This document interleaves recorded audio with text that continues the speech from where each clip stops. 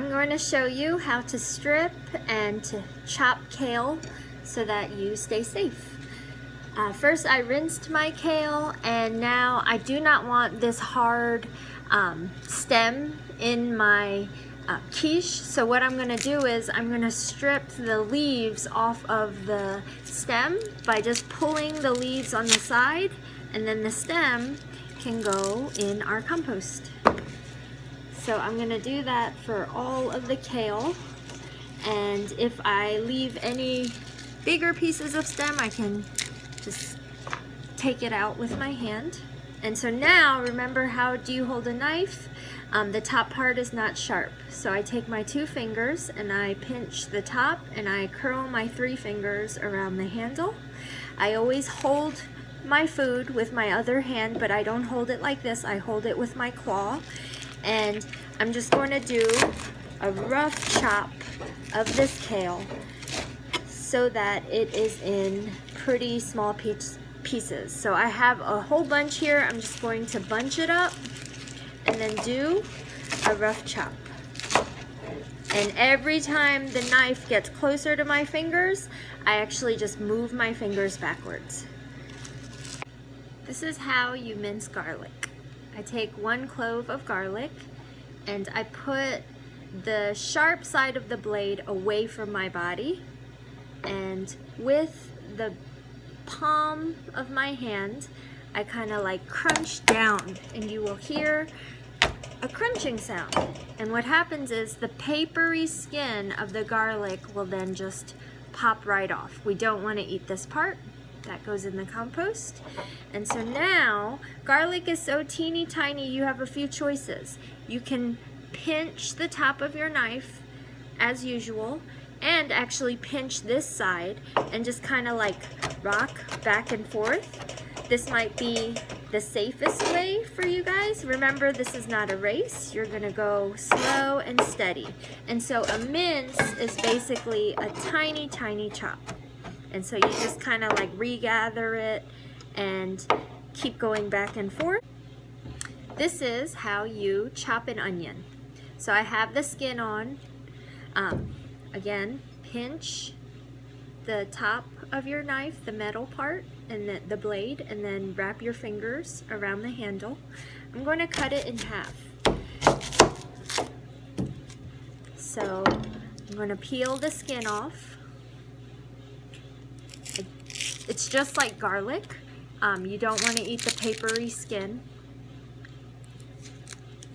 And I'm going to chop this little nub off. And so to chop garlic, or I'm sorry, to chop an onion is kind of interesting, because what I'm going to do is I'm going to hold it steady with my hand, and notice I'm not chopping it this way because it's not very stable. With a flat edge, it will stay nice and stable on the cutting board. I'm going to place my claw on it, and I'm going to start at the very bottom and kind of work my blade slowly through. But I am not going to go all the way through. I'm stopping right towards the end. And then right above that cut, I'm going to do it again. And then right above that cut, very, very carefully, I'm going to do it again. So I just made 3 horizontal cuts. And now I'm going to make 3 vertical cuts. But I'm not cutting all the way through. Again, I'm going to stop towards the end here. So there's 1, and then right next door, there's another, another, and another. So now I have 3 horizontal cuts.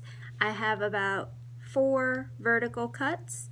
And now what happens is, with my claw, I steady my onion, and when I chop through, and again I'm moving my fingers back every single time the blade comes closer to my hand, this part, which held the onion together, is going into the compost. And I now have perfectly chopped pieces of onion that I can saute. That's how you chop an onion. Now I'm going to saute our vegetables. So I am going to put about a tablespoon of oil in a large frying pan or saute pan, and I'm going to put it on about medium heat, which if you have the numbers on your stove, it would be about 6 or 7. So I sauteed the onion and the garlic for about 1.5 minutes, and now it is time to add the kale. If you did not want to add onion or garlic, you don't have to. You could just add kale.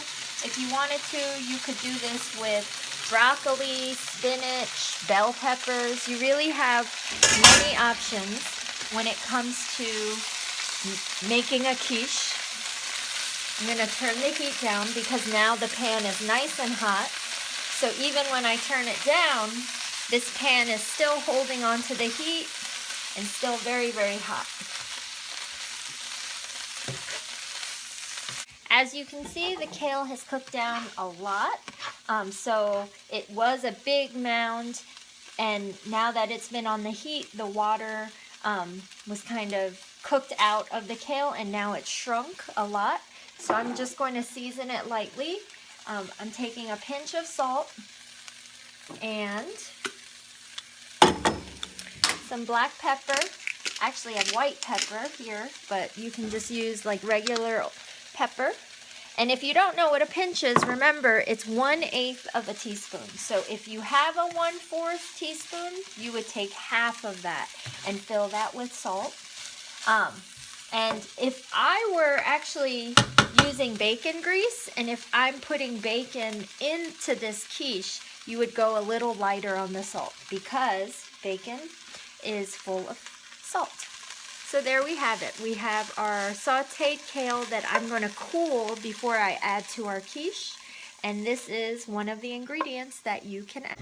One of the most important steps is to remember to turn off your stove or your oven if you're using that.